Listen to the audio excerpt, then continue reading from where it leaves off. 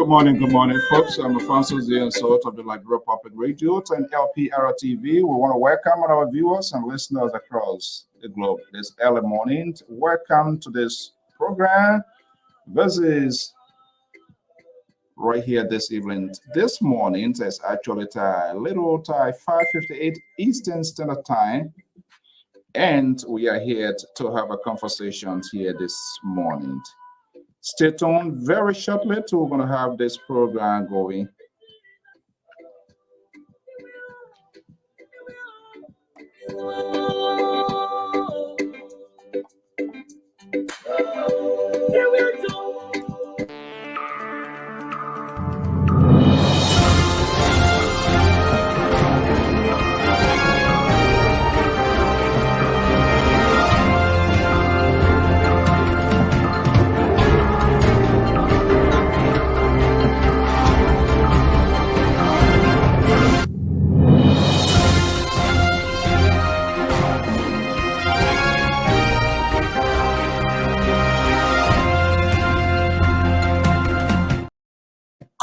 Good morning. So I want to welcome our viewers and listeners across the globe. I'm Alfonso Z. and Sort of the Liberia Public Radio and LPR TV right here from the New England Bureau desk here in the East Coast. Time check here is 6 a.m. Eastern Standard Time. All our questions and the conversations and the Capitol Hill debacle in the first branch of government continues to unfold. We tend to reach out to those in charge and those who are familiar with the process.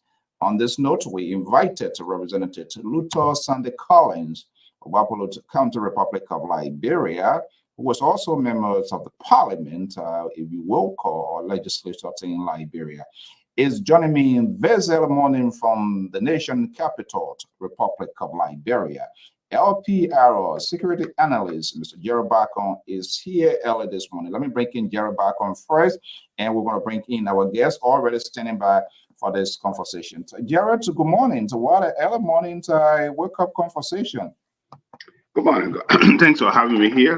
We'll be happy to talk to our representative in our country. We are delighted to have him here this morning. And also to our radio listener, good morning, Liberia. I think it's about 11 o'clock in Liberia time. So let's jumpstart the conversation. The honorable mayor is waiting. Let me just bring him in. So there you go. Okay, let's do it this way. We're going to make. I want to switch gear here. Let's put the honorable mayor. I don't want to be held in contempt if I go to Liberia. So I don't want to be held in contempt. So let's put it.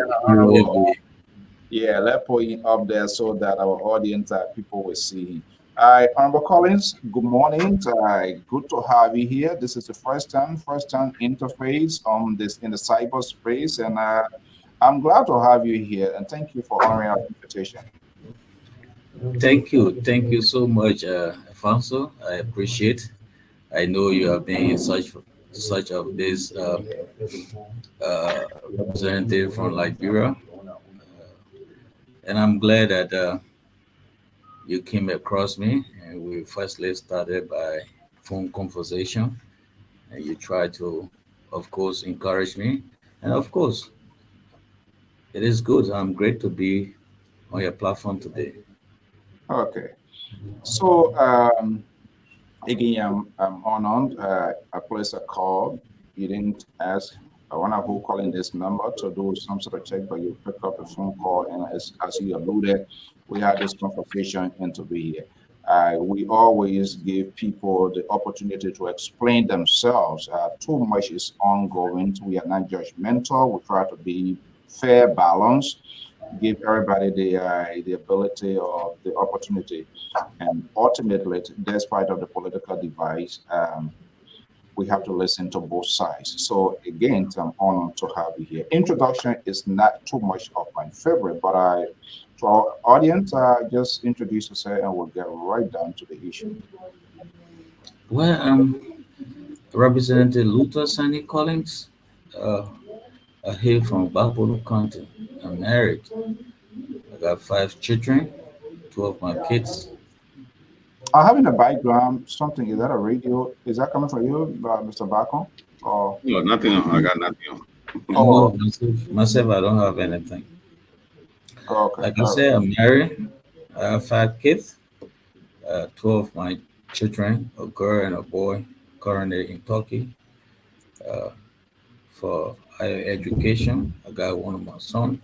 My oldest son is in the U.S. He's in the military, and the two are here with me, going to school.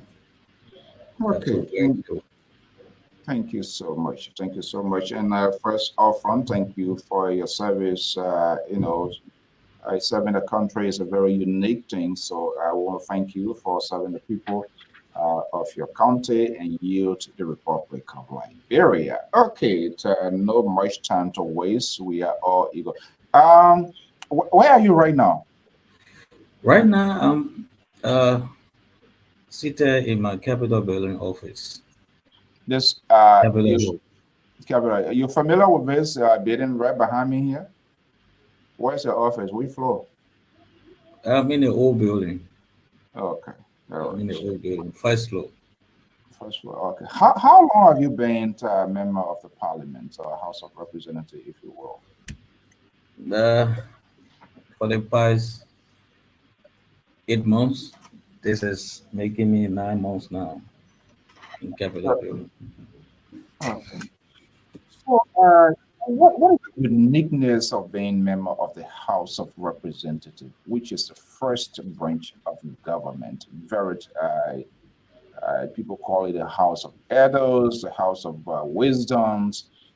You guys, our power of answering whether to we voted for or voted against, our lives, everything of ours is in the hands of the 103 men and women, both houses of government. What is the uniqueness of being member of that body? Well, basically, that question can only be for the answer depend on the individual themselves. Because I can tell you quite frankly that what we experienced in past leadership in the 80s, in the 70s, that is not what we are seeing here. Here, uh, of course, people were just clustered all in one little corner calling themselves representative, but the respect was there. That respect, that moral. The people who was in this position, they themselves felt that the citizen have a lot of respect for them. But I can tell you, you have to build up some level of respect for yourself while you are here. That's the only way because you cannot compare yesterday to today. Everybody, address you anyhow. So if you come in here and you don't set a standard, then of course you are finished. But this place is okay. If you go according to the rules and the norms of the country, of course you will still have people on your side. And that is what I believe in. My time with the United Nations, it gave me a very good standpoint when it comes to integrity. When it comes to decision making, I don't just get easily swayed away by individual because I believe in working to earn for myself because I came from a very poor background. My late father was a classroom teacher. He was a very strong administrator. He worked with Firestone. I remember they used to take him from one school to another school just so that he can discipline students.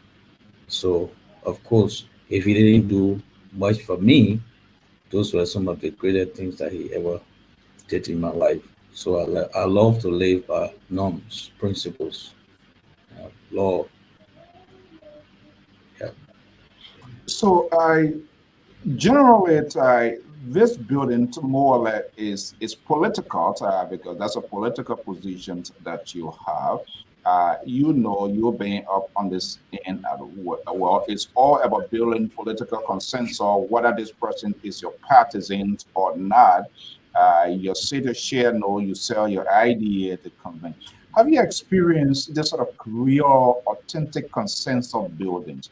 Uh, for the Liberian people, you guys are elected to represent our interest. Unfortunately, we voted in huge numbers.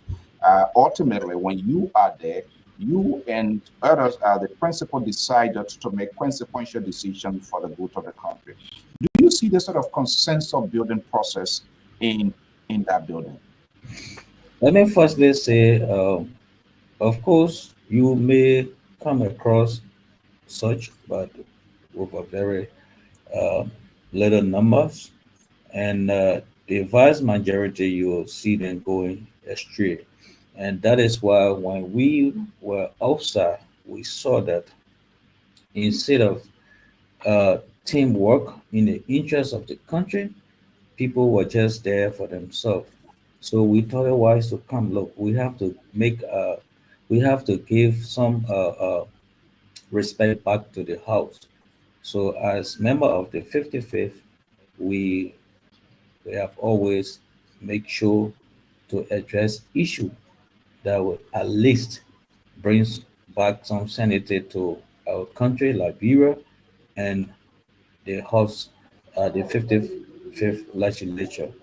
So, of course, yes, that is why I'm again saying it depends how you go about making decision. And that is why what has happened here, we try to make sure that we hold together. This is not about individual, but rather it's about the country. We cannot continue to break our laws, the norms of our law. We got our own rules here that we have to go through and make sure when we come in our decision, it should go in accordance with our rules. So we are saying no, we cannot continue to violate our constitution. Then there should be no constitution. We should just be, doing things in a very bad manner without principle. So we are saying no to that. If we are to do things, it should be in the interest of Liberia, not individual.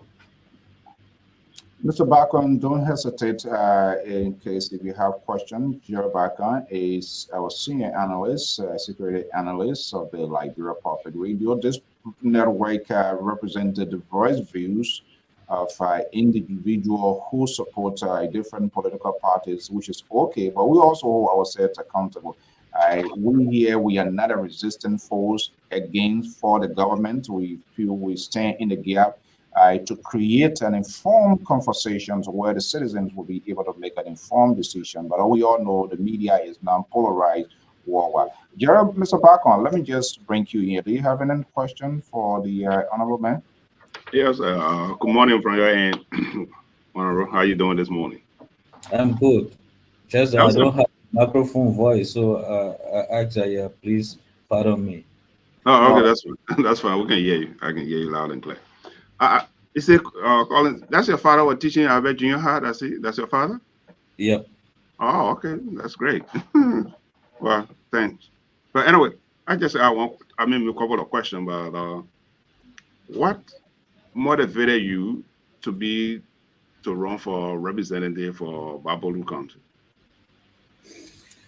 Well, I did both public administration and sociology, and right now I'm doing public sector administration. But years back, I actually was I came close to this decision that led me to be where I am when the late Honorable Mesco was represented. Honorable Mesco hailed from Bapolu City, and his son Jada Mesco was my mission brother on Swine. So most often when we came to town, we were privileged to visit his father office, and he sat and spoke with us. And those days, when you are connected with high profile uh, Liberian citizen, you feel very good within yourself. So from there, as time uh, passed by, I decided to create the interest. Even when I was working with the UN in Sudan, I told my colleagues that, I mean, upon leaving UN, United Nations, I will go back and serve our people. And of course, in 2014, when I visited Liberia, the very week I visited Liberia, that was the time the Ebola intensified. So I couldn't return back to Sudan. So I remained right here. And then, of course, I started giving some support back to our people in Bapolu during the Ebola crisis. So, I mean, and of course, I can tell you my dream came true, and that is why I'm here. So it's been a very long period of time. It's not just 2, 3 years thing.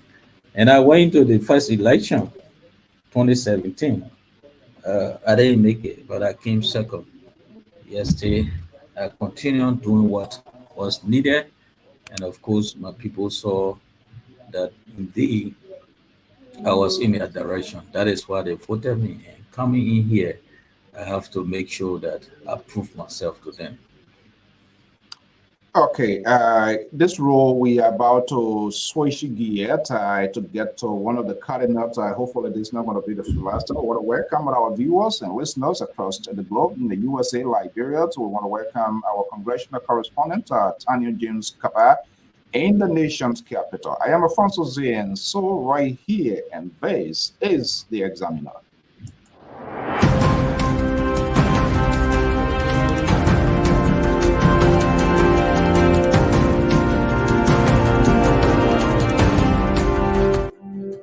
Okay, let's get the ball rolling here, Honorable. Our hairs, Liberian, cross country, inside Liberia, outside of Liberia, hair spinning. We don't know what is going on. We are literally in the process of government shutdown.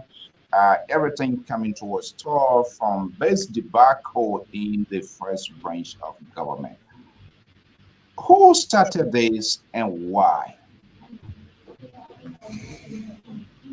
Well, this thing came to my knowledge on the 16th of last month.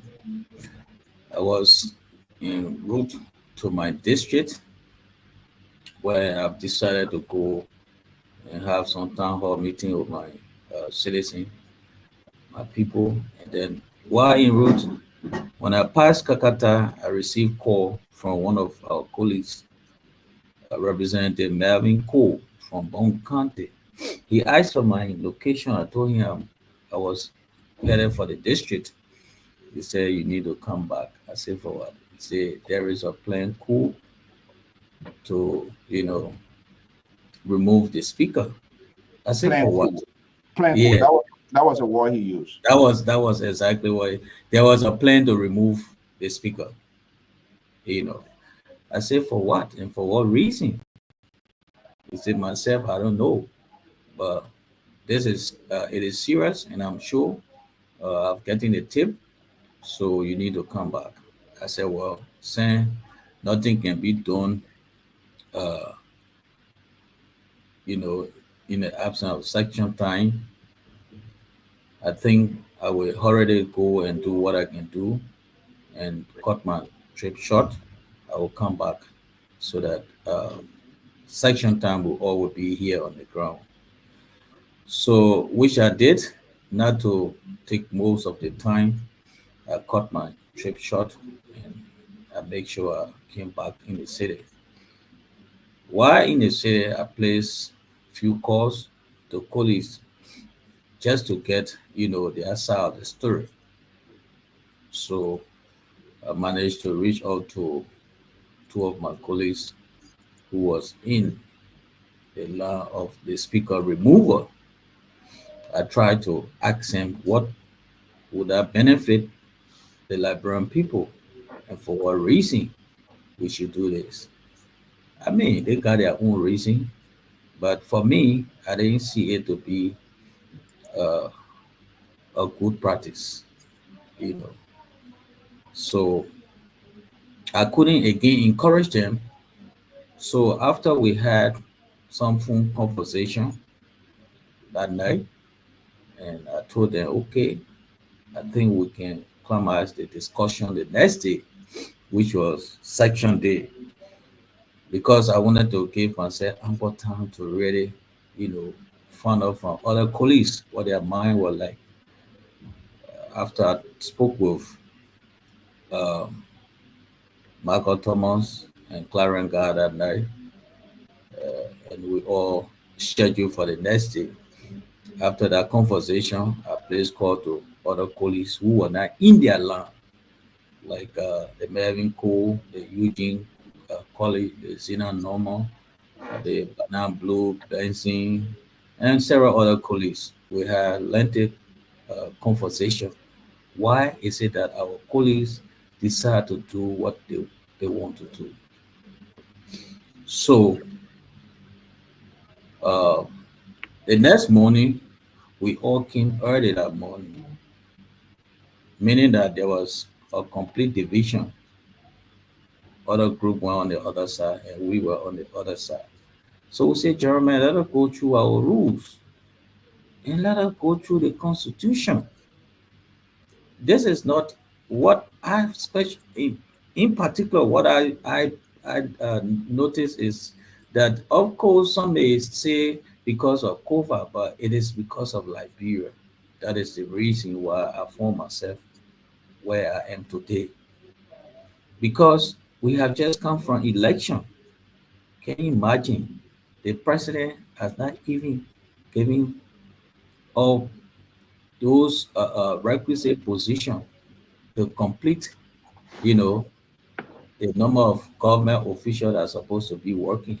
Then people are passing around with paper called a resolution to remove the speaker. When we took office, we were being uh, uh, certificated in the absence of President Joseph Numa Boakai. We waited for him, he came, and then we all started. But just imagine in May, this is the copy of the resolution in my hand. In May, people gather themselves and say they want to remove the speaker. For what reason? I feel it was personal, or it is personal. It is not that the speaker has done anything to them or No, this. I no, mean, no. anything to the country, but rather individual issue that they are on. Because So not to interrupt you, Honorable, what I sense to gather from you, as far you are concerned, there was no ethical violations. There were no violations of the rule that warranted the removal of the speaker. Is that what you're telling us? of course, and if that is, we are seeing that. Look, let's get back to the drawing table. We have plenary. Plenary is decision making body of the legislature. We have our rule books, and our rule books is being guided by the Constitution. Why don't we go according to procedure? Why can't you wait in the presence of Councillor Funati Kofa? You look in his face and say, Kofa, because of this, I'm putting my signature to remove you, but you do it in his back. And you know, looking at the position of the speaker with the president of the Republic of Liberia, this is why, in fact, you see some people are saying that the executive is involved, because you wouldn't believe that the speaker will be moving along with So the president, and there are other people sitting in the country plotting, to put we, the country into chaos. yeah, Honorable, we hold people accountable of their words. This is quite fascinating. Some people are saying the executive is involved. What is Representative Collins saying? That is my point. If I would be the speaker of the Republic of Liberia and I'm moving with the president, and people in the back who supposed to await my return, and they are trying to carry on decision in my absence, definitely I would look by and say, look, you guys are responsible. And that is why I've drawn my conclusion to say that people in the executive, the executive is not only the president. Absolutely. Yeah. Yeah. But because he appoint these people, they all turn to be the executive. You see? So they are there. Even people in the Senate, they are also involved in this thing. You see? But they know themselves. You see? So you have a conviction both by the first branch, the executive. Do you think this thing was orchestrated by other invisible hands? Hopefully, the investigation will prove that 100%, 100%, 100%, I would say yes. this happened before in La Cote d'Ivoire with Conan Bedi took the speaker when the and what I term as political mutiny because they didn't carry on guns. So it's fair to say we can't say like ordinary people.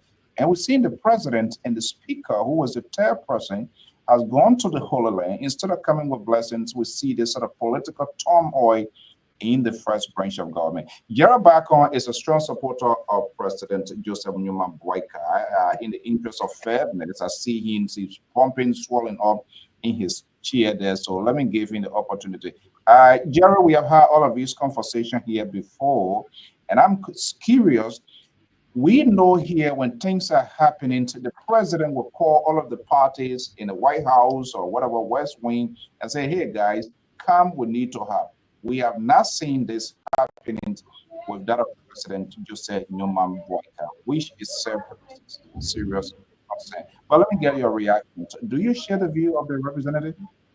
Well, I might have a different view, but because of time, it will be a disservice to the honorable, because when I ask a question, I will not be here for him to answer it because of time spent. But hopefully he will come back another time and we'll have ample time to discuss the issue because of the time I have to leave. So, honorable, thank you for coming. Okay. I have to leave. I don't want to disrespect you, but I will ask your question, and I will not be here for you to answer the question, for me to listen to it. But anyway, I will follow you. I will go on my phone. I will follow you while going to work. If anything, I will ask my question. Thank you for coming, and God bless you. You are welcome, and I'm Is sure we are there, together. is We there are a way together that in you're it trying from to Nigeria. avoid this conversation, Jared Washington? I call him Jared Washington back on. Listen, Is that a way you want to avoid? I understand you gotta go. CEO. The representative had just dropped a bombshell that perhaps the executive might be involved. So I mean, there are a lot of questions I wanted to ask, but I said because of time, I don't want to disrespect him because I want to listen to his point of view. So I don't want to go that route. So I will keep my question. I will follow it if it allow me. I will stay through my question. But for now, I'm getting late. I gotta go. Okay, so don't get blood pressure up, please, because Oh no anything. no. I'm very calm. I'm very calm. uh, I'm very calm. okay, so all right, so let's have this house here. Let's have a setup here. Okay, so I saw the video. Let me just play a little So, excerpt. Alfonso, before going to the video, Mhm. most often people don't understand when people say the executive. This executive is not only the president. Mhm.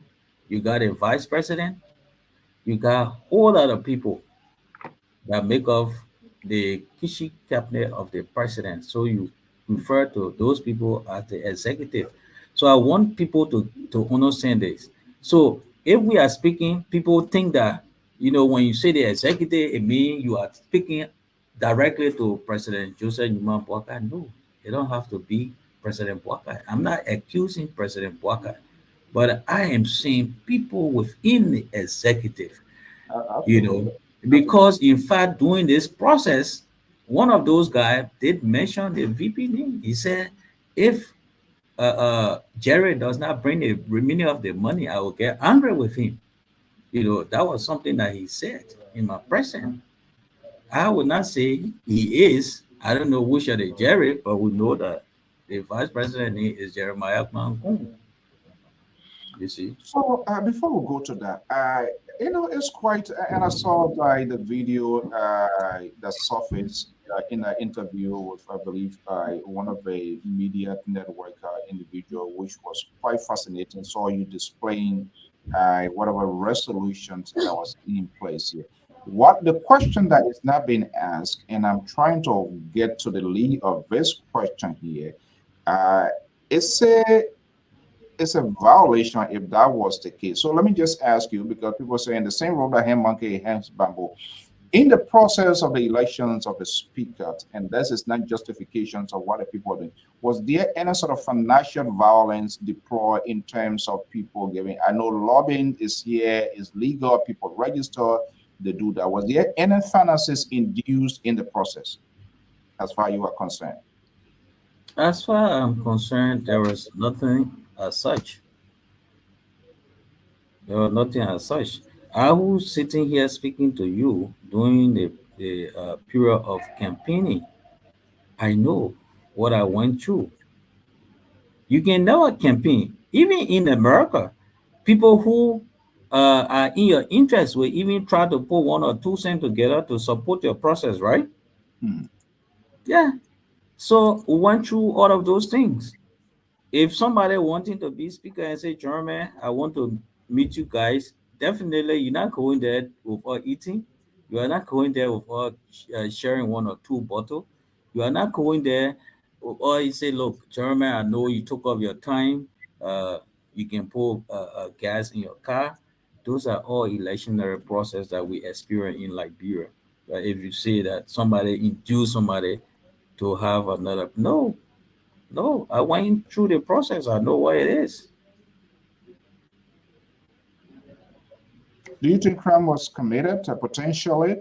We yet to determine that only the investigation can prove that. From what we're saying, what surface you were in that video, the money that is quite amazing. 15,000 as we have been hearing. Who delivered that money to you? The money was actually delivered to me by uh, Honorable James Kule and Claranga. James James Colette. Kule and Claranga. Are they lawmakers as well? They are lawmaker and they are the one that was fronting this whole thing. Or they are the one fronting this whole thing. I mean, spearheading. Do you have a sense where to say this money was coming from and who authorized this sort of huge disbursement? I assume offering that to you, potentially it was offered to other members of the lawmakers. Do they ever tell you where this money was coming from, who were facilitating this sort of ploy? That is why now make it as a serious concern to me because we have just passed the 112 when the government came to power, and then we passed a budget. And I from Babolu County, in our budget we allotted 1 million for the Emerald Hospital, but you'll be surprised to know that they have not even received uh, 100,000 of that money. The last time I was in conversation with some hospital authority, I was being told that they only received 38,000. So if you can give lawmaker 15,000 and you promise to give them 25,000, you give them 15,000 upfront. Calculate 15,000 times the number of lawmakers that receive or that receive that amount. You will know. So a raise of serious concern to me that our people will be suffering up until now. Some parents have not been able to, register their kids to school. Uh, that also come back to me. I got an auntie whose daughter is not in school as at this time, and there are many other. You go to the market, you cannot even afford to buy. You cannot even see to buy. Then you giving lawmaker 15,000. If you calculate 15,000 times 43, okay, 15,000 times 43, you'll be getting 645,000. So in my mind, that 645,000, even if you give it to GFK, it will make a great difference. Instead of giving it to people to illegally remove, to bypass our constitution, our hosting rules, to remove a sitting speaker. I feel it is unjust to our people, and we must learn to uphold our religion. So, this is quite interesting. I'm not sure whether the politics, it should be on ideology. I'm not sure whether that is happening. Where are the political leaders? I know some of them were elected, they converted, they turned to independent because they want to be, do not want to be held accountable to they abandon their parties. They are not listening to their party leaders, former standard barrier. So where does this leave us as a people, as a nation, when we see this sort of things, uh, fortunes like this in the first branch of government? Where is the leadership? While somebody is not placing the phone calls, it's all about building consensus and working out deal. No one wants to stand down. The speaker remained vehement that he is not going to resign because unless the magic number, the 49, and is being put on the floor. How far can you go with the speaker who perhaps in defense of the constitution? Well, Alfonso, let me be very keen and clear on this. This is, for me, this is not about the speaker. This is about our constitution. If the speaker cannot uh, vindicate himself from the charges, then of course he ought to go. But where you are not going according to the norms, the rules, and the constitution, I will not stand for that. I will stand for our constitution because that is what keeping us to be who we are. So anything other than that, I cannot go for it. If even you will have to stay for the next 5 years, of course, we have to go according to the constitution. It's not about Speaker Kofa. There are a lot of things. We notice that people want to get grip of the financial arm of this country, where they will do whatever they want to do. Because the speaker is like a war between, you know, expenditure and what have you. You have to make accountability after the budget is being passed, after you have received what you are to use. You have to before coming for next budget hearing. You see, and very soon, if it was not for this, we gone far into the 2025 budget hearing, but it's all because of this. So we are saying no. This will not help our people. Let us go according to the law. We didn't just get out. One person did not just get out and craft a law. This law was being crafted, and we came with it. Why should we come and bend the law? If we are bending the law, is it benefiting the Liberian people? You got people who just get rich overnight in this place. You wonder as to whether you can go on the beach and take sand for money. You see? So this investigation need to go on. And it's so good that some of you people are out there and making sure that you come back to us. We all keep conversation. I think by doing this, Liberia will forge ahead.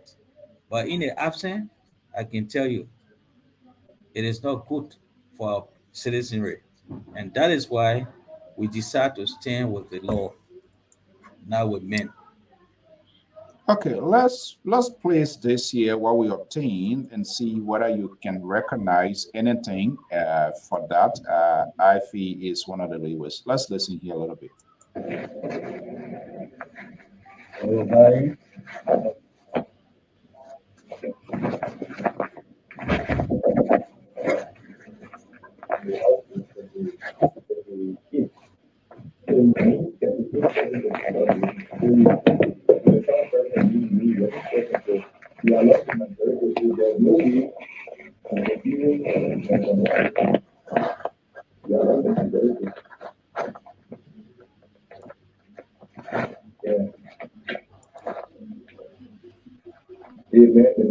they may allow the world to be.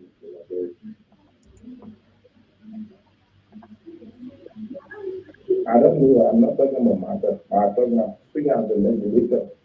I'm not speaking of personal belief. Like I shared to you, many things we don't agree to. And when the majority vote, there's nothing you can do. The majority vote, nothing you can do.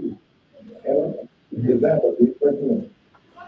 When the majority vote, like I give an example, the week I want to commit to an income. And he agreed to the council. And the majority vote today. I have no objection to the majority of the people. That is just getting to see. You step in a vote, and what the majority is what to do. If the mayor wants to account for the people, and for the first person and fire, what you get is limit. It means there's nothing required in the code. And the people don't want to do.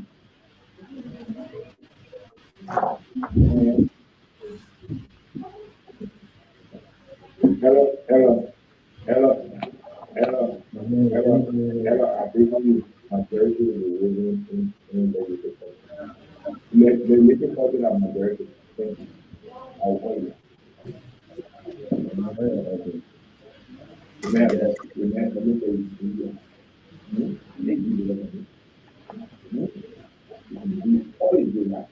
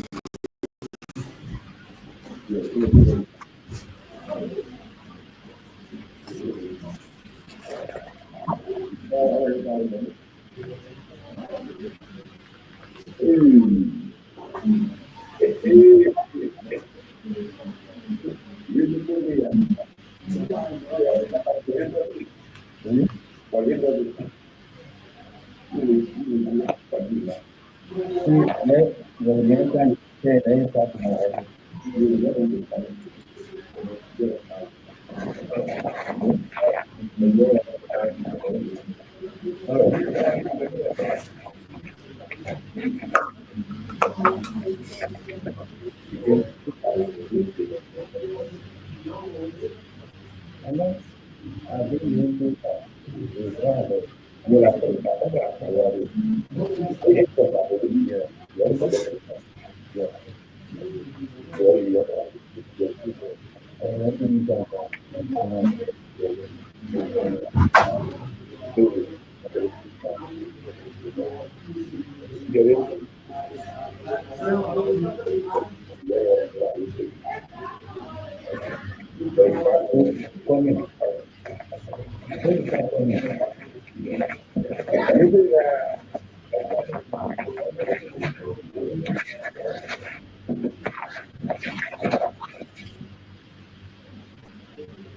So, guys, I think we are about to start up.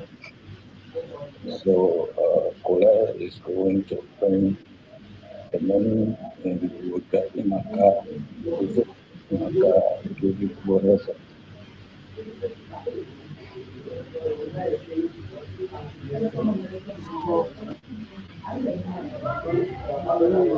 So basically, are you hearing me, Honorable? Yeah, getting you now. Are you familiar with this happening? Yeah, of course, I'm 100%.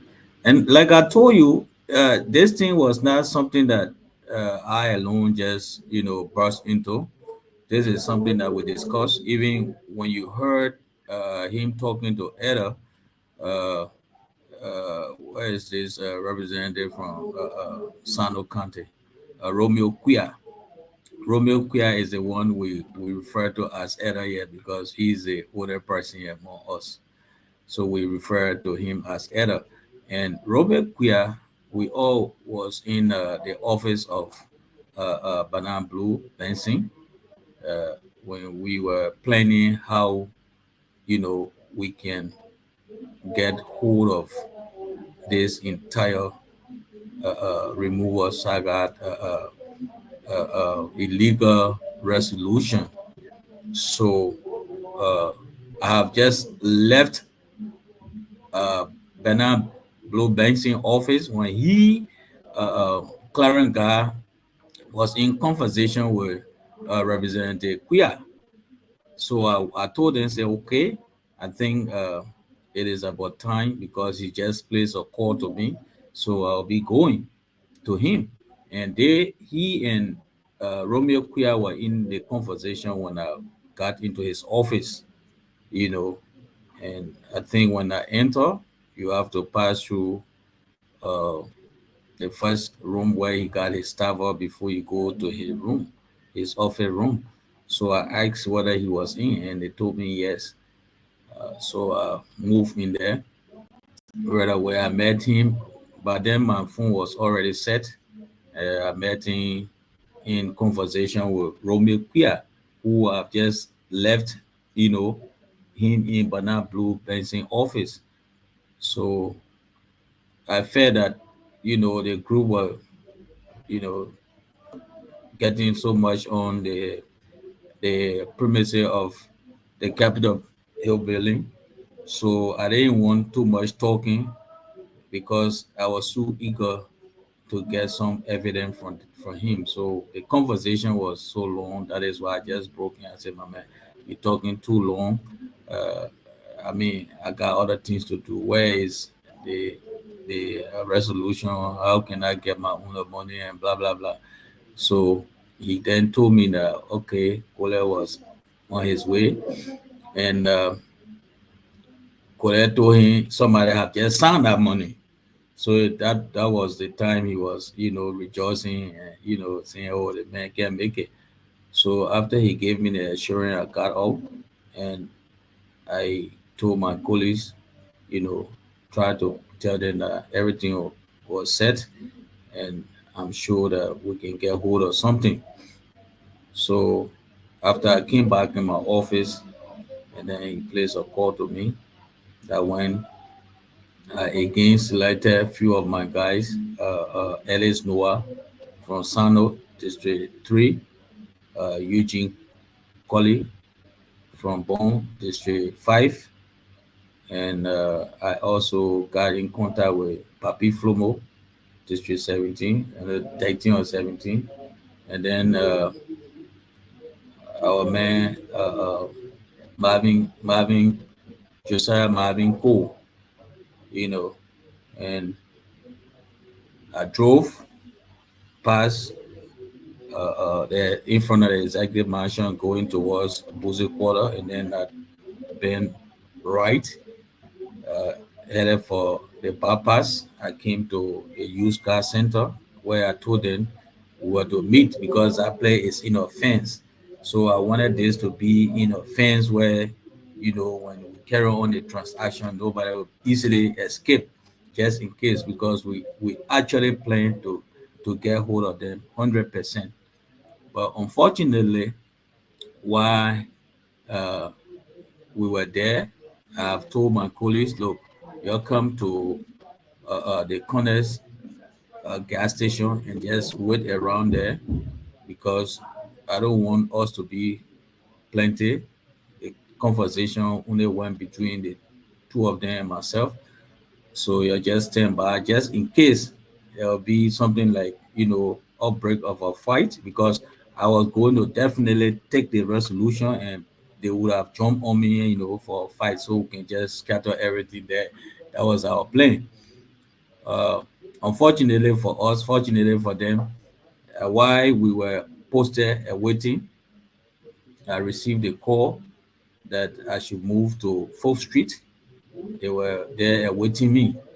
So immediately, because we all could not ride my vehicle, like they know very well that this thing was not a discussion between two lawmakers, but rather, or four lawmakers, but rather three lawmakers. That is the Clarence guy, the Colette.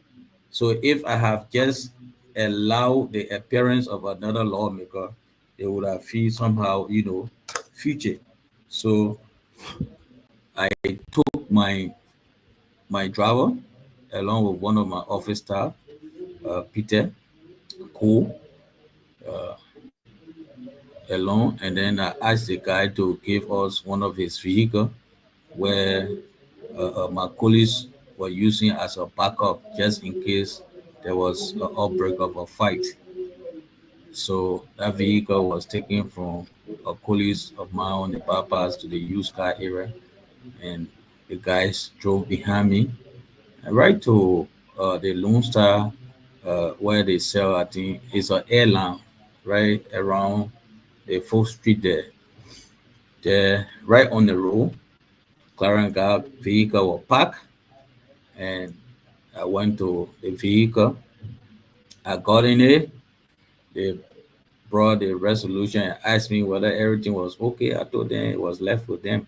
But to be frank, what came about, it was just unfortunate because I have again placed my phone on recording.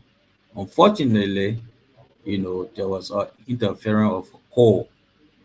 So that at then it got time, there was nothing like a recording.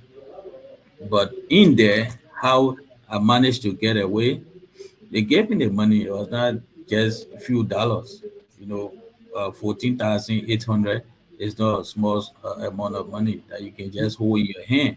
US So dollar. after I just did it, I did not complete writing money. I said, but my man, find one plastic bag. Let me put the money in there because I cannot hold the money, open, space like this.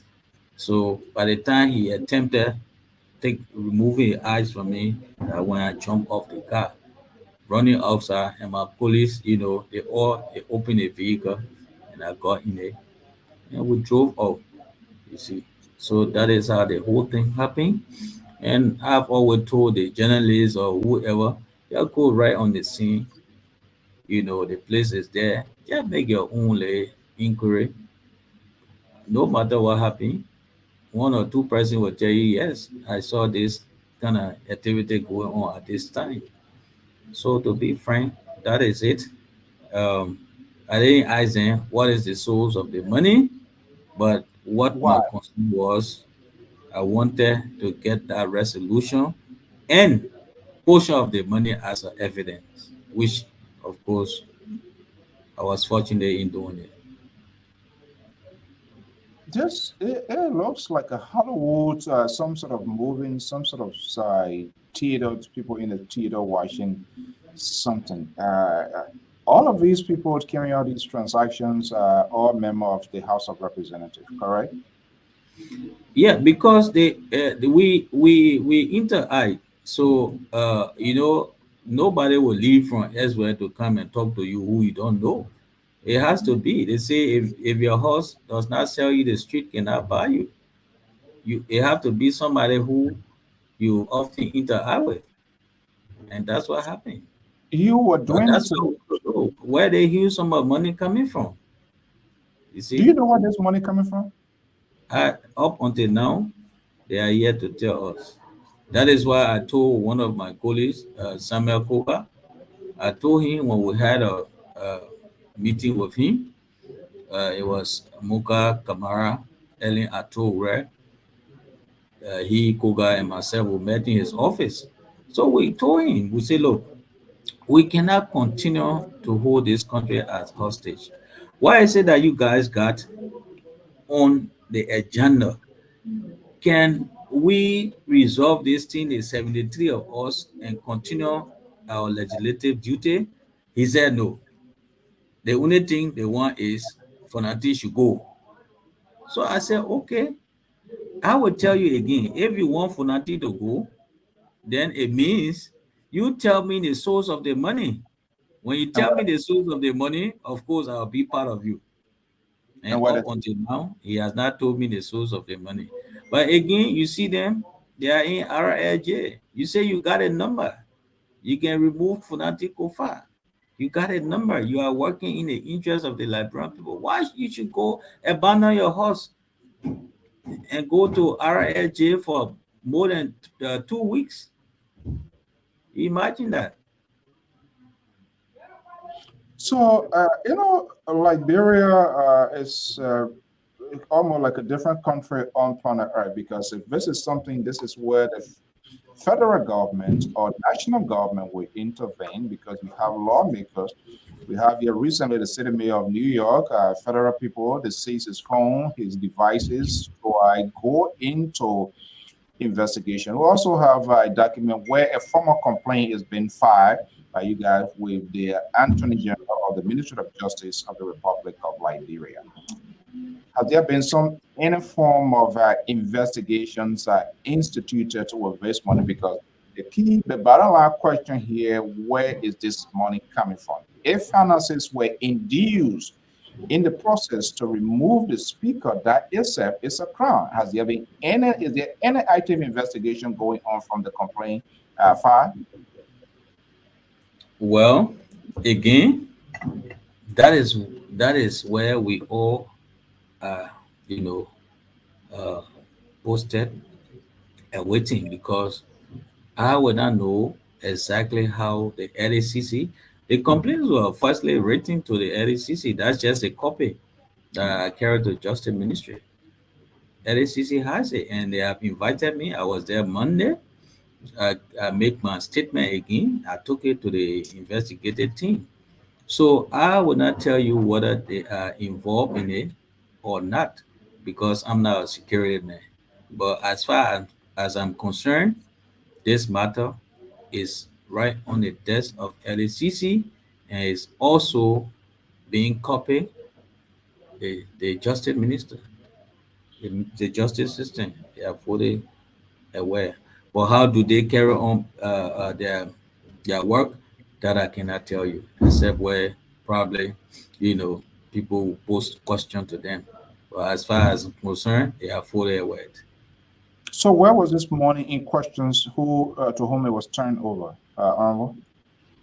The money was turned over to the head of LACC one. So Now you were the recipient. You turned it over to another party. Was there any exchange of documentation? This is the money that was offered to me to get XYZ executed. I feel it was not the rightful thing. So yeah, they gave me receipt. They gave me receipt. I got a receipt, and they acknowledge it. So it's okay. My concern was not to take the money and you know turn it into my own, but rather to make sure that the Liberian people know, the kind of things that go on at Capitol Hill. No, there's get me wrong if I'm get me right here if I'm wrong. There's also provision within your own handbook guidelines. If you cannot hold sections, 5 sections in consecution without anything, then all of you should go because you are not doing the work. Why should we pay you? You guys folks are not being going to work. You have one group at a hotel. You have another group who said no, this is not right, and every Yeah, other but thing must be we are done here, Alfonso. inside. I just told you. I just told you that we are here. Every time we come to work, every time we go to session, the same law tells you that we, the minority, can subpoena the other group. We also got a right to make their position vacant. But because it is with the justice system, so we are awaiting today. Uh, the justice system just started their own investigation. So uh, it is not everybody that refusing to do the paperwork. Since this thing started, we have been coming to section. It's just that we cannot meet quorum, and because we cannot meet quorum, we also got some right in there into our rule that, of course, we can call on the executive to make their position vacant, but we are going according to the constitution. We cannot, apply the law while uh, we have taken the issue over the court system. What becomes of national governments, people's salary, payments, everything potentially could come to a halt? The president made an extensive travel outside of the country seeking investments, investors, memorandums of understandings were signed and is on the books by law. If those things cannot be finalized within 30 days, it means taxpayer money were all wasted from the travels of the president and government potentially would come to a shutdown. How are you and other Liberians out there if there cannot be a compromise? I don't know who was telling the truth. 2 days ago, the presidential press secretary listened to listened to that press briefing. There was a release that the president instructed the vice president to take charge to, maybe work some political deal. Sooner or later, we saw the relief from the other side, and that's not the case. The vice president, the president never instructed, and nothing of such is going on. This is not a sign of settlement. How far do we have to go with this? Okay, those are some of the issue that our brother who just left the studio need to address himself too, because uh, if we all are concerned the fact that this this thing at Capitol here is impeding our function, the executive got right to make sure that the investigation be, fascinated where we can mitigate and come to a solution. If it's keep dragging on, it's not good for all of us, and we are also pushing that once we our laws are crafted and put into bill and approved, we go according to our constitutional laws. Will you agree with me? The government of Liberia is under the watch of President Joseph Newman Boycott. The House Speaker, the Speaker was elected by member of the Parliament.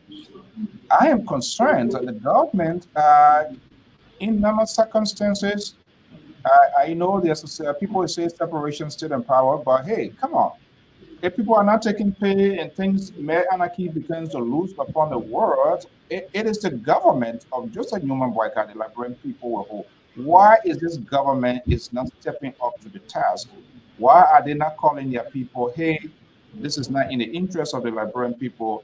The other side too are not doing it. Do you think, putting aside here, that billing is more or less political? Do you think the speaker bill that political consensus to see the house to be all shot to scatter like this?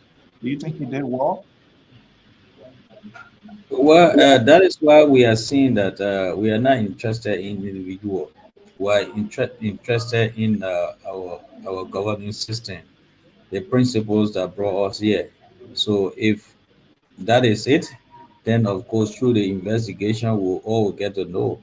Equally so, I cannot answer for the president. Why is it that the issue is at a slow pace? I would think if I was the president of this country, I would have set our team to go and carry on some quick investigation. You see, because it just baffled me to see me leaving my home to go either to Hotel Africa for 2 weeks because I want for uh, uh, the president to or the speaker to be removed. No, I wouldn't do that, and I don't even see the importance of me doing that. It just simple. If we go according to our rating laws and thing, you don't have to go to RIJ for 2 weeks plus. You don't have to. And I see that the citizens themselves getting to know. Of course, Liberia is it may be slow, but these are the principles that we want to put in place so that people can evolve the continual breeding, continual the people can evolve breeding the kind of situation in the future. Because if there is not action, proper action or constitutional action taken, you will continue to see this thing going on. What is And a we are perfect, still, I remember, what is a perfect example of constitutional actions you are referring to? yeah, that is, we go according to the rules, the step that we are taking. We took the issue over the justice system, and we are also telling our colleagues, look, yeah, come. If you say this, come. If the rule is also there that you get your 49. If you get your 49, no problem. Come with your resolution. Come into a section plenary. We can discuss it. Kofa is not a muster for the house yet. That's why I said this thing is not about Kofa. It's about the rules. It's about the constitution. It's about our own laws. You see? So let people get this thing right. Are we going to accept our constitution to be trashed away because of somebody greed or personal issue? I don't think so. I don't think so. If we have not used our law before, I think this is the time that we start to use or apply our laws. Do you think people should be held accountable, and more than accountable, they must be bear the full weight of the law if they get to the battleground of this whole thing? 100%. 100%. We trust the LSCC to carry on the investigations. We have over 100 cases on their docket. Nothing much has been happening. Endless investigations making us to come back to the same very things that were frowned on during the CDC's time. And we came with this reformation, rescue agenda, and all of that. Do you think this process has been comprehensive? Alfonso, this is why we are also pushing that we apply all the laws into our investigation. And uh, as long as our citizens know that this is not only for today, it is for tomorrow, and they stand up for the future, of course, they will see LACC doing the right thing. And that is why we are saying if Collins stole yesterday, or if Peter stole yesterday and Peter was not properly investigated, and today Collins is found in a sin-stealing attitude, it doesn't mean that Collins cannot be investigated properly. Let the investigation team apply all other method that will prove to the world that indeed Collins is the doer. If we start to do this thing, people will get afraid.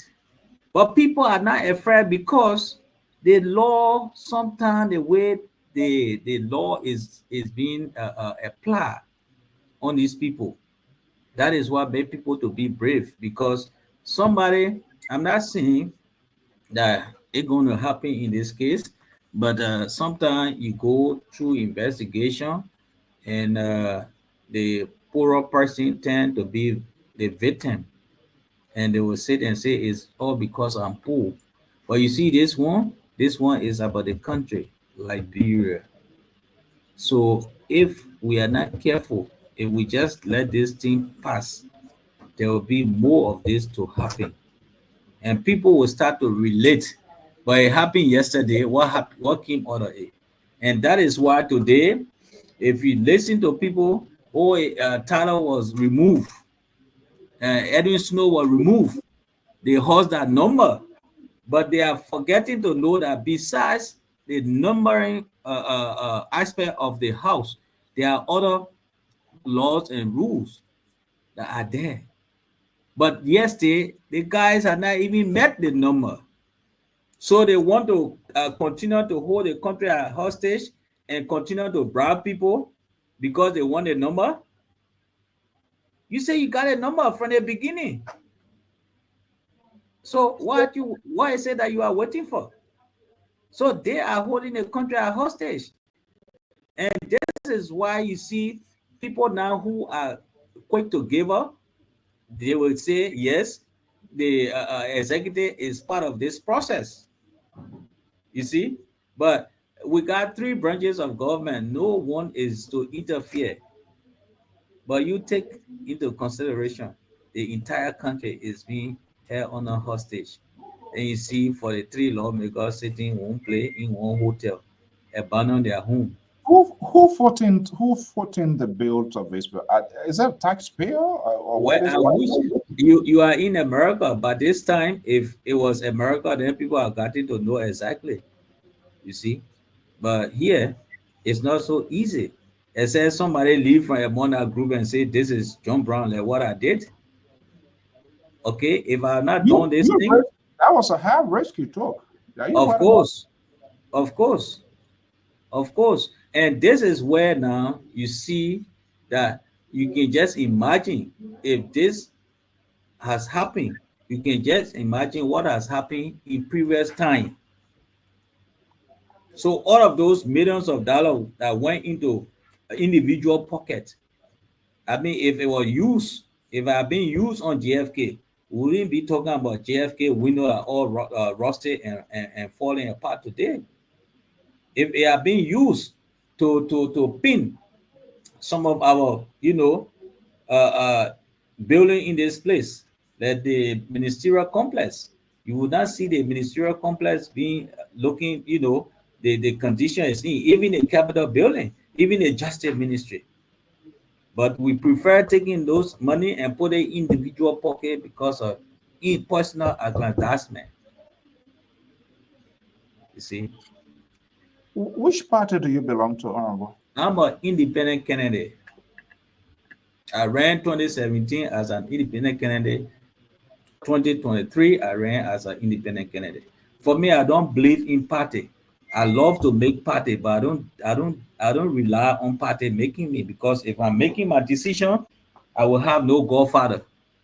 Like you see what is going on now. We got a lot of our colleagues who depending on people to make decision for them. They call them godfather, but I don't have a godfather. Senator Amara Kone is my senator. He respect me. Boto Kane is my senator. She respect me. I don't have godfather. None of them can tell me, say, look, take this side or take this side.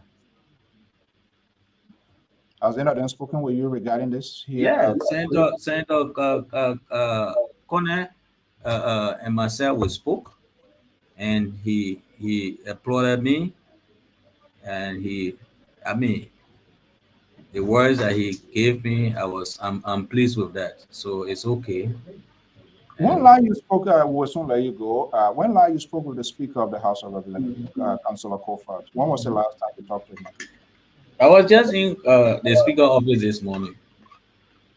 Every time I enter here, I make it my business to make sure reach out to him and we talk.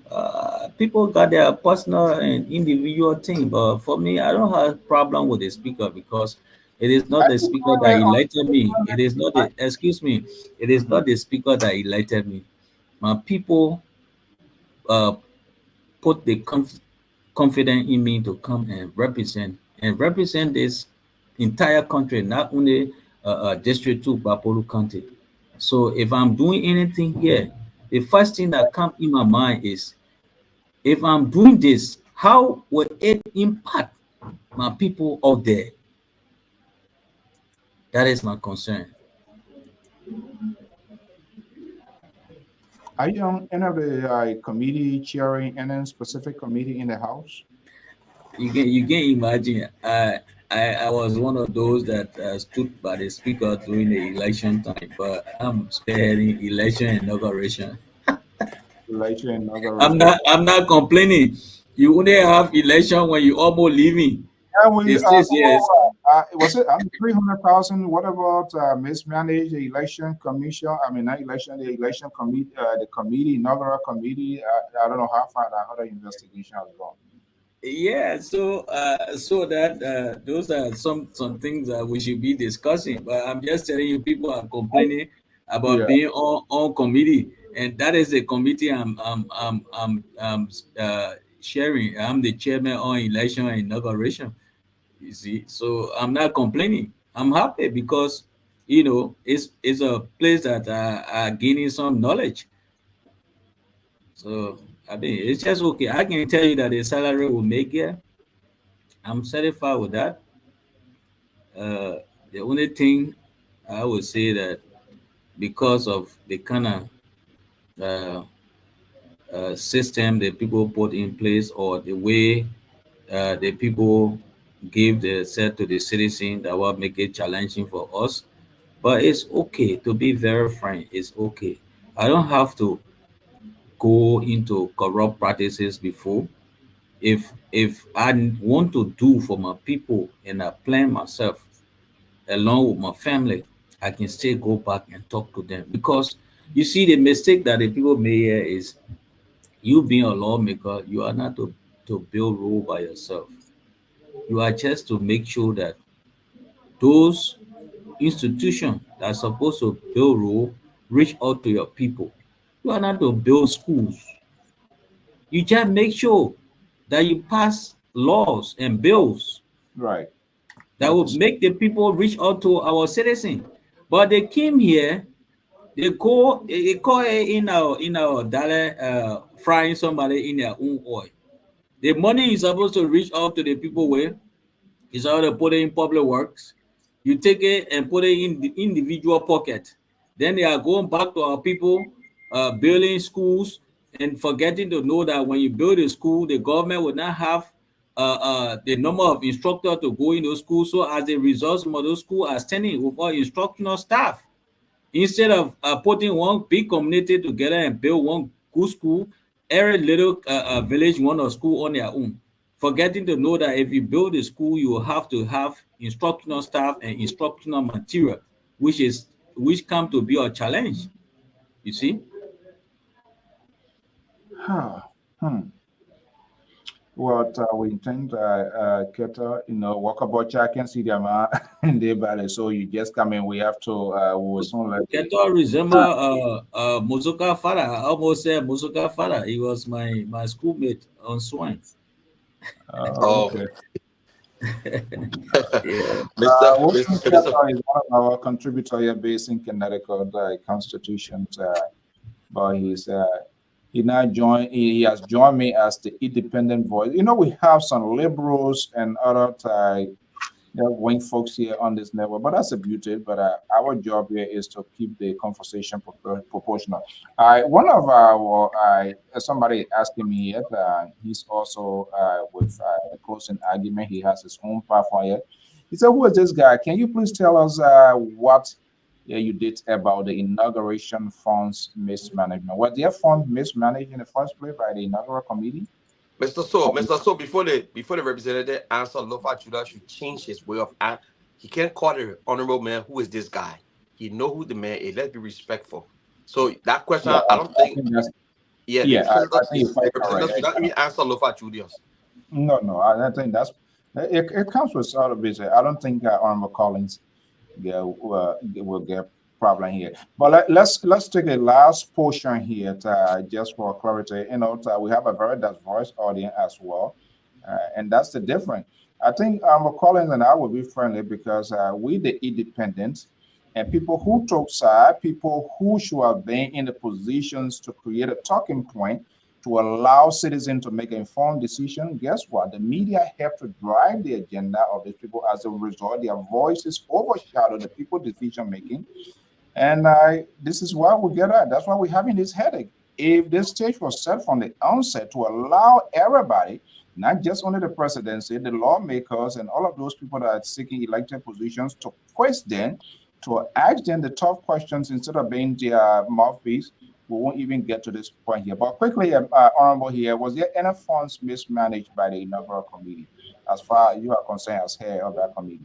Yeah, so I will not give you in depth of that question, but I know a committee was being set aside to investigate. So I'm not on that committee. But that issue of mismanagement was in the air, and we all are concerned. Okay. Look, Watson, we've been here for a while. The honorable got to go. So, do you have anything to say before I let him make his final statement? Yeah. I'm just listening to another outlet back home, and I heard him saying that the Supreme Court said it is illegal. Um, the process in which those guys are going, the 43 lawmakers are going to remove the speaker is illegal.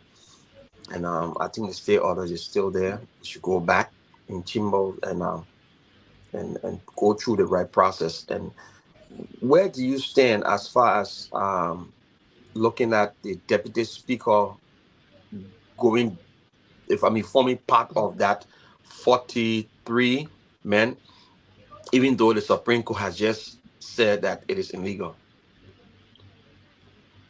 So, like Brother Keto, I'm the kind of person who don't just make decision on my own. Once there is uh, there is a system put in place that we all should dwell on. So the deputy speaker issue some time ago, some press outlet placed a question to me, how do I feel? I say the deputy speaker came here even before me. He has served 2 terms and gone to Lofa, his hometown, and then being elected. He has ascended to the position of deputy speaker. He passed through the ranking file. He was the chairman on Ways and Means. So you can imagine if he made a decision at that level, it shouldn't be decision that just for himself, but rather for the public. And if I was the deputy speaker, of course, a communication was written to me. The best I would have done was to write that communication, to respond through communication, not to go there to even appear and sit as a presiding officer.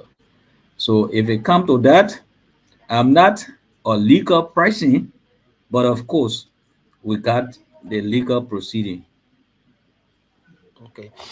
So, So oh, you want to say something, Alfonso? no, do your last something before So we let yeah, it so off. okay, I'm just going to go a little bit far from this conversation to something else that is very important.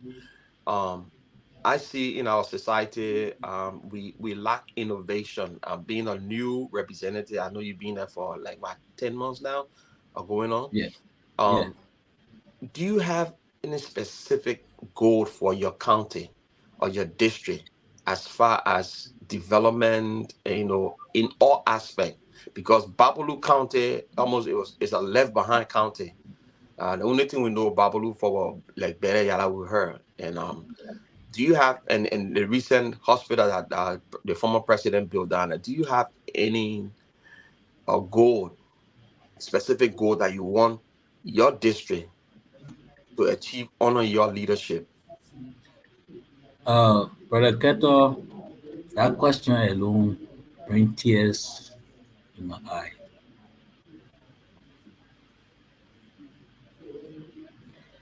For me to see that our people will stand up and vote for a government to impact and improve their life. To see them continuously be humiliated. Take your time. Take your time, Representative. Take your time. Take your time.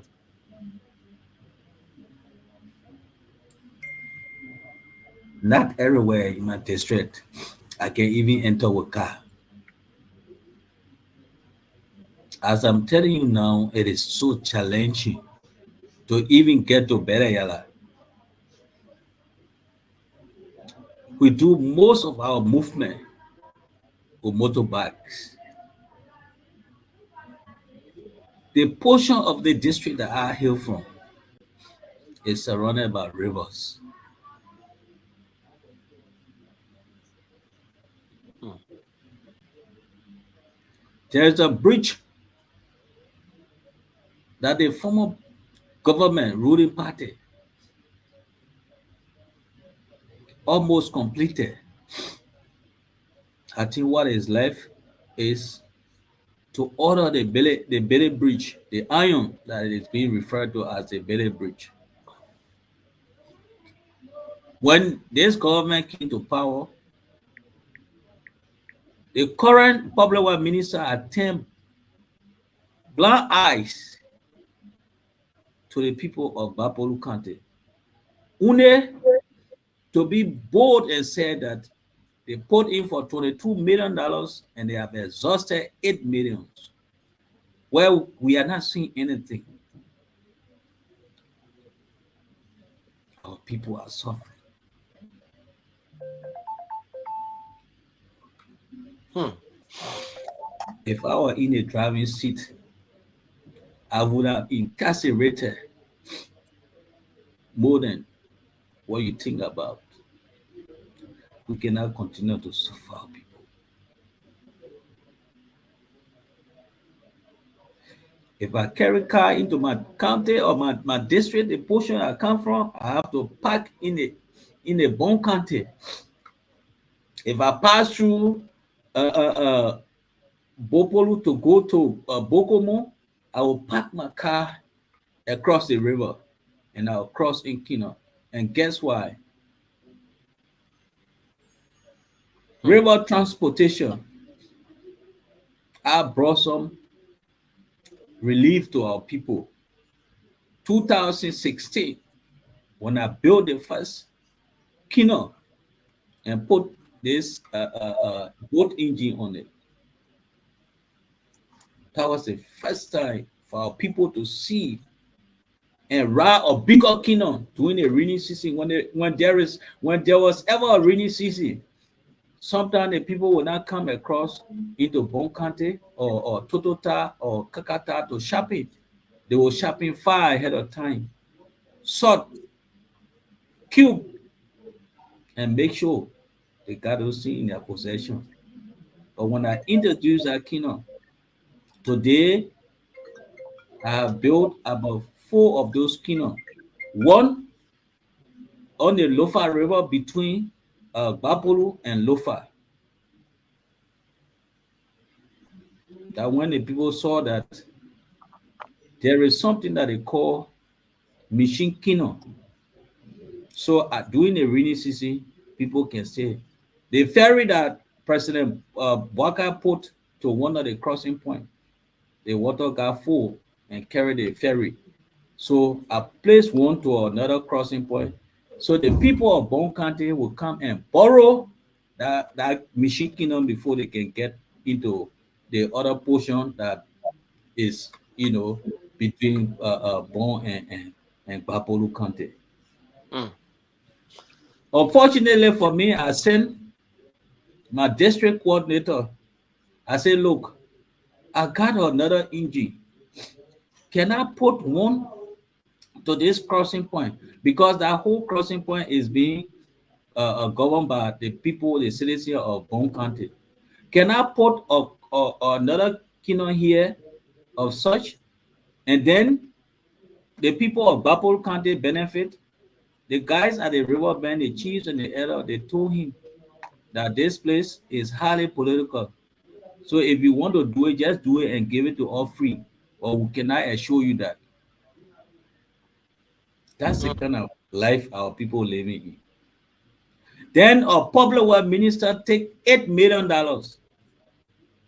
and exhaust it in thin air. You cannot account for it. The people need to account for misappropriation. So on that note, my last question to you will be: I guess you guys have a caucus, the Babalu County caucus, from both houses. Can there be a bigger vision, looking at Babalu as a left behind county, even though most of the counties in our country is like, I can say, way behind, way behind, but Babalu is almost the least. We have the former finance minister who is now a senator. We have you. We have other people. We have good sons of Babalu County that are all around. Do you people really have a general plan to prevail? Because it is legislation. You guys craft laws and stuff to bring development to our people, to make our people feel they are part of the national cake. It is your responsibility.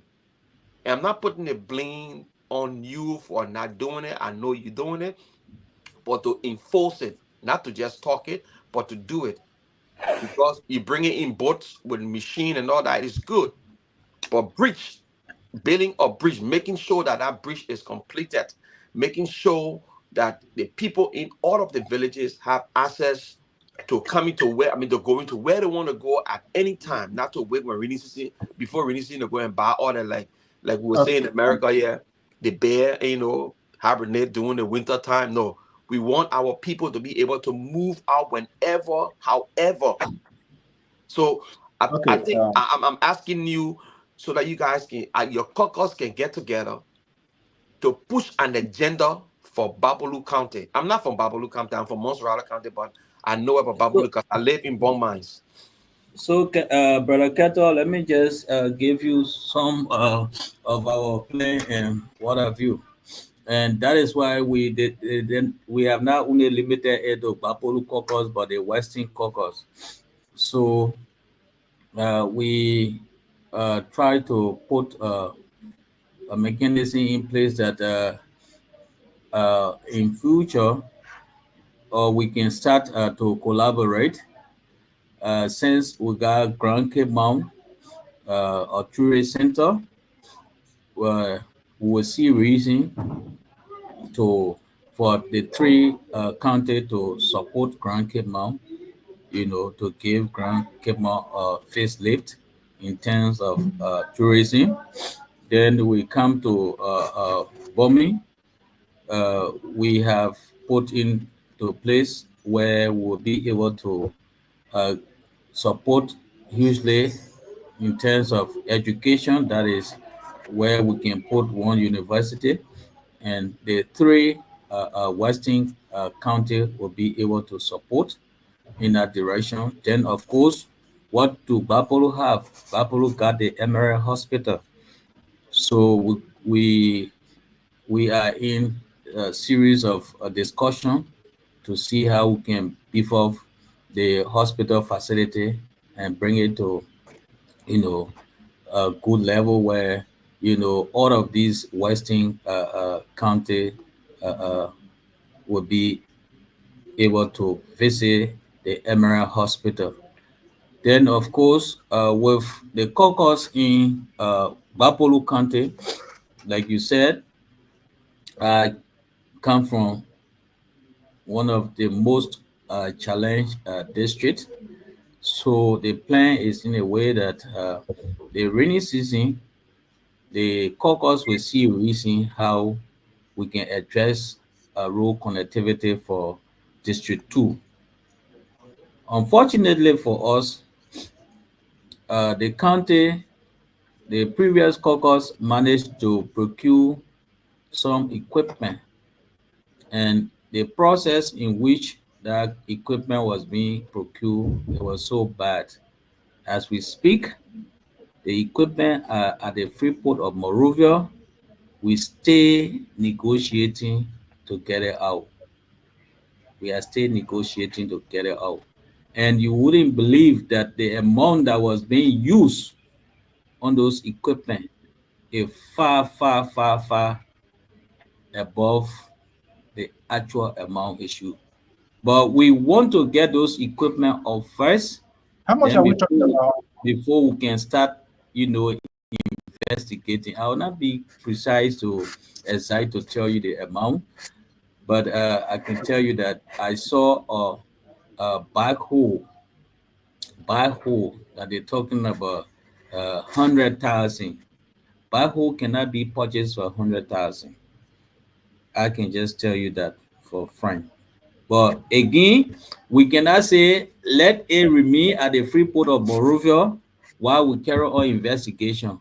We are still struggling because the vendor, there was no bidding process. They just took the money and dashed it in somebody's hand because we know the Liberian scenario. There is always cut. So when there is no bidding process, whoever you give that money to, you're not going to check and balance them. Whether those machines that came, they will serve the purpose, we are yet to know. But our concern is to get those machines out, and we are still struggling because, according to information, the guy who brought the machine in, he brought other equipment he wanted to pass through the county. Uh, uh, uh, how you call it? How you call it? Self? Where when the material those items come, you will not have to pay tax because it coming through the the county. It's government property, let's say. So you don't have to pay tax. So that's what he wanted to do, you know, with all any clearance. I mean, money being paid for other equipment that he had, just go through the county, and that was not acceptable. So it dragging the process, but I'm sure it's just that it's in breakout at Capitol Hill, but I'm sure we have gone far on that because of the situation. We are not being able to meet. The senator is in the States, and the other senator is here. One of our colleagues on the other side. So it's just so difficult for us to really uh, carry on our function now. But there are good plans in the making. The first thing when we were elected, we came together as elected official. We say, look, let us stand united as a caucus so that our people can see the difference in our workings. So for now, I can tell you that we are together, and there will be Oh, some level of change or changes appearing. all right, Honorable, want to thank you. And let me just point out here, Keto was saying, Lofa Julius, he didn't recognize your titles. Our followers, our viewers here, we have very disciplined. We allow people to speak their minds, and we didn't realize that you are a lawmaker. So that was the reason. He knew that according to him, he was to rephrase his word. He also has his own network. I don't know him to be a person who can just, address anybody. I just think it's fair to point out, and that is understood. Lofa Julia. But quickly here, this is what I'm getting from the Liberian investigators, like Keto was saying. The Supreme Court orders the anti-Kofa lawmakers to return to House chamber followed due process. That's what the Supreme Court is saying now. And of course, the lead counsel, Vanisha Montas, considered that a due process should be followed. So before we let you go, we are sorry for the breakdown, but Honorable Man, I want to thank you so much for taking off your time, keeping the commitment. Most often, sometimes we call people here, they will agree, and at the end of the day, they will not show all. They want us to have a pre-arranged questions. It's fair to have an outline of the conversation that we talk about. You kept the appointment, you were still texting that you're running late, and you wanted to, to the extent that you even wanted to be driving truck. And so I said, no, I want you to be safe. You go into work, be properly situated. We'll wait to have this conversation. And that's exactly what we should be doing. We can agree and disagree, but we'll bring our guests, we should accord them the courtesy to have their side of the story, even if we disagree with them. So I want to thank you so much for Thank taking you. on this time. Will be in contact. We have our congressional correspondents. Entertainment is less on this network. We leave that with MC Carol there. But again, Liberians, if you have a network that doesn't follow drama and sort of entertainment, it kills. Then it is what it is. But I think we in the media industry, we do have a big role to play in the construction, deconstruction of our country in terms of our language, our tone, our conversation. That is very, very vital. We are not a resistant movement. We're not against government. We're not for government, but we need to have this honest conversation. What is your final message to those, to your colleagues who have a different side of this whole thing? Now, the former habitat of court has come say, go back in session, and they have validated your process by taking place. What's the final message to Liberian people listening to you? So before going back to my final word to my colleagues, I will tell you thank you so much. To be frank, as you see this office, I took this office completely empty, and you wouldn't believe that before even I spoke uh, with you, I have to quickly send one of my office staff to the Celcom to come and beat my credit off because uh, I couldn't have done it. That's why I kept telling you, can we do it on WhatsApp? Because I got, I'm loaded on WhatsApp, but using my computer, it means if I'm out of my house, it means I have to make sure that internet is here. The house here is not providing internet for every lawmaker. If you want to use internet, you have to do it by yourself. Again, to your question, I just want to uh, get it clear to our colleagues that let us bear in mind that it is the people that elected us to come and serve them. They are not to serve us. So whatever mechanism, whatever principle, whatever that requires serving our people, we need to join hands to do it together. Let us forget the so-called Godfather. They will exist today, but tomorrow there will be no more. Let us live by our principles that others will dwell on to brighten the future of Liberia. Let it not be individual. We got our constitutional laws. We got our rules. Let us not thwart our own constitution because yesterday it was being thwarted and nothing came out of it. So we continue to have it thwarted. Let us put the system in place that the unborn generation will feel our existing when we are no more. And to the Liberian people, you already got eyes to see. You got ear to hear. We got these books are protecting us. Don't try to read, even if you cannot read. Ask somebody to read it for you and tell you the purpose. Let us not just sit there and say it is their business. It is the business of this nation, Liberia. I said thank you. And I'll always avail myself whenever it is necessary. Thank you. Wow. Uncle, thank you so much. And I Thank you. wish you the best of luck. And again, let us know anytime you have story to share with us. We'll operate an official website. I will send our congressional correspondent number. Want him to he's available to even go to those places. Visual is another form of communication, and we wouldn't mind he going there to see, and we can bring that to the public as well. Not that what you are saying is not, but I want to thank you so much for your time. Thank you so much. You're most welcome. Thank you, Senator. I mean, Representative.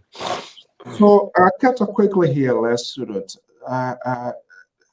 There was a breakdown. The Honorable got emotional when you asked that question.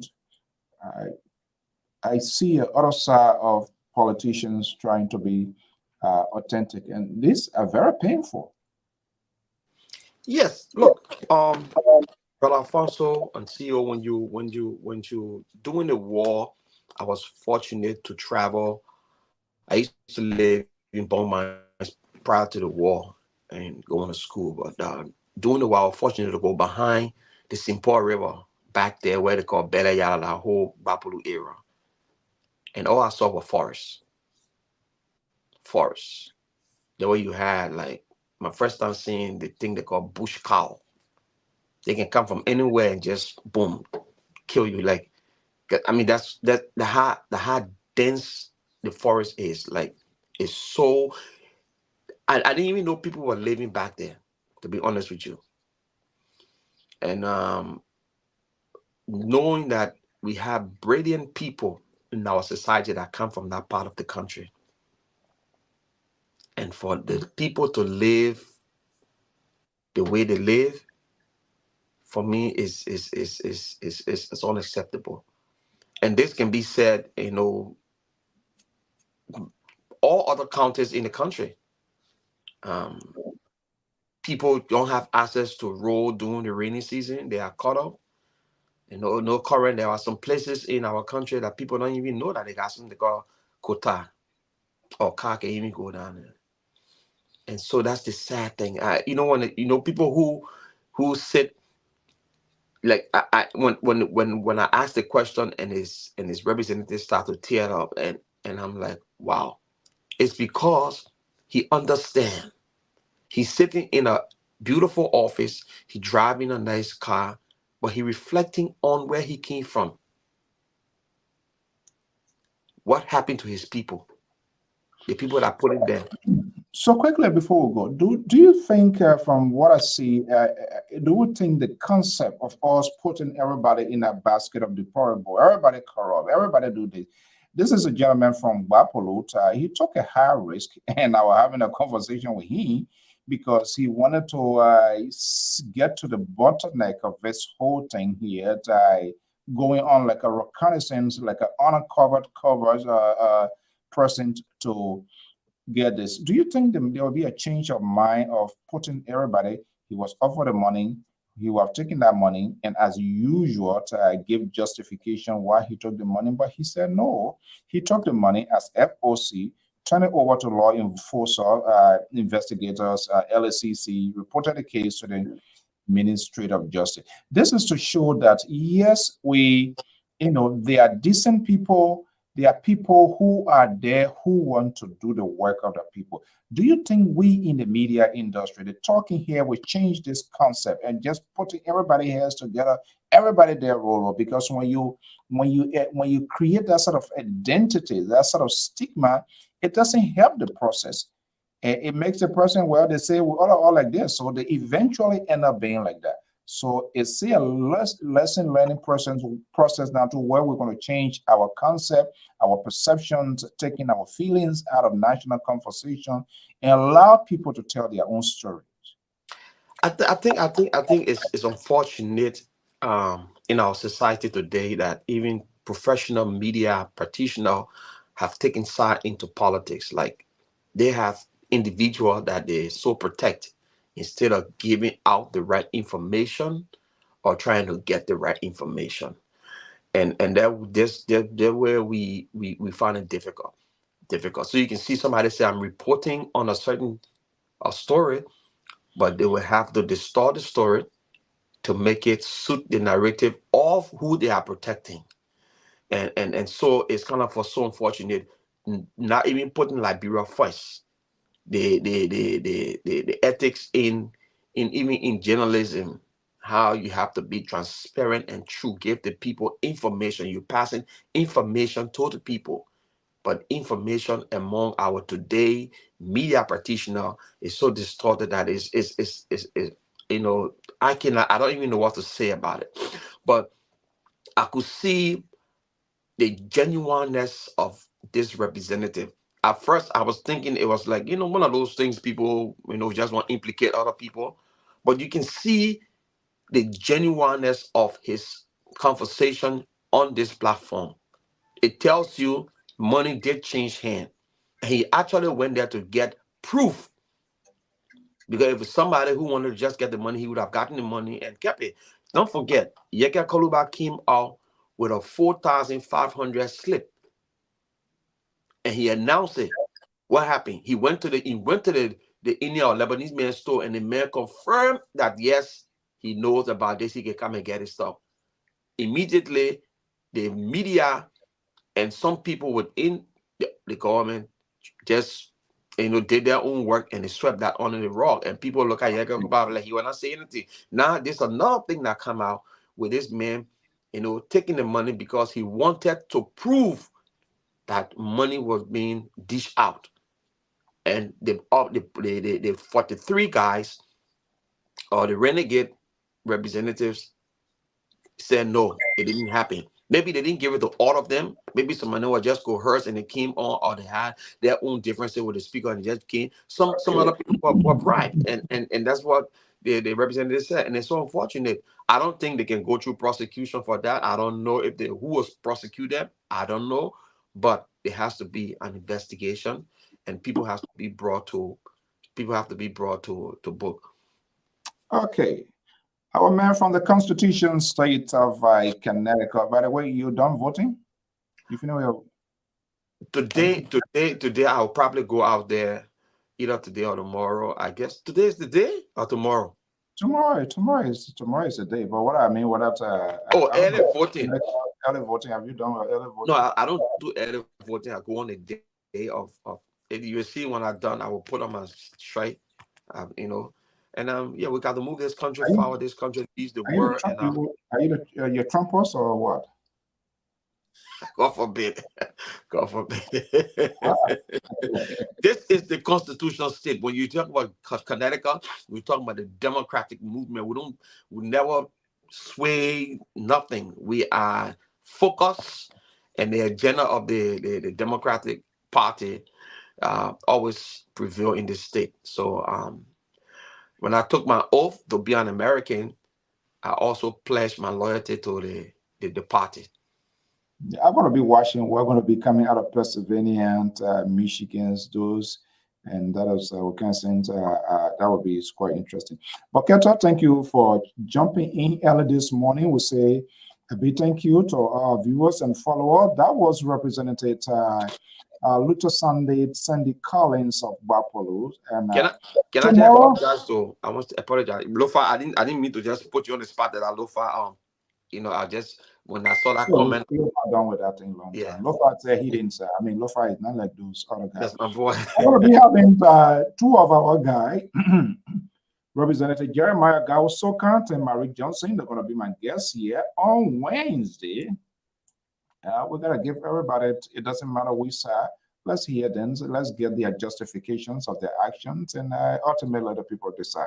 Watson Keta, thank you very much, and have a pleasant day. I got to get running as well. You too. It's 7:52 Eastern Standard Time, and the big day is tomorrow. And we're going to be holding our breath to see what's going to be happening. But it's quite interesting. I saw the Des Moines registered polling center. I couldn't believe it. I said, you know what? We're going to hold our breath, because we saw that in the last time with Hillary Clinton, and then we just saw everything. But the good thing about this lady is fighting, and all of the folks, they are not taking anything lightly. They are all out. She's going to be in the battleground, which is the Powerball area. She's going to be in Pennsylvania today, because trust me, when you get Perseverance in your color, then you get it. Thank you so much. Yeah. We're looking forward to seeing. You're all right. Okay. We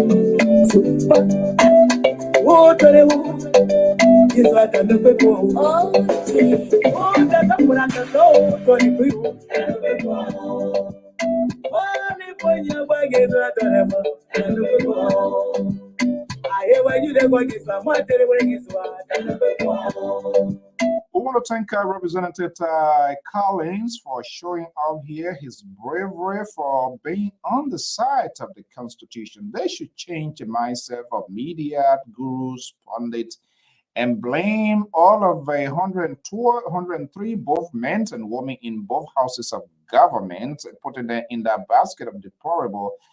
This guy, he took a risk. And not just only the risk of his family, and that is still a sin, but he believes in what is right. And I think the actions are by the Supreme Court today justifies that they are on the right side of history. And so, look, Liberia comes first, and we have to do what we're supposed to do to protect the motherland.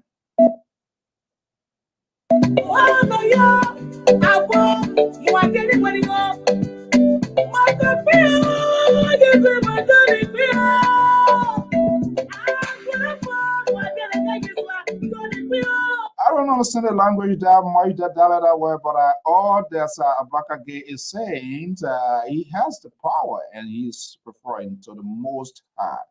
This house here, this is a house of wisdom, it's a house of elders, and so we cannot have this sort of the go in chambers, make the political persuasions, leave those hotels.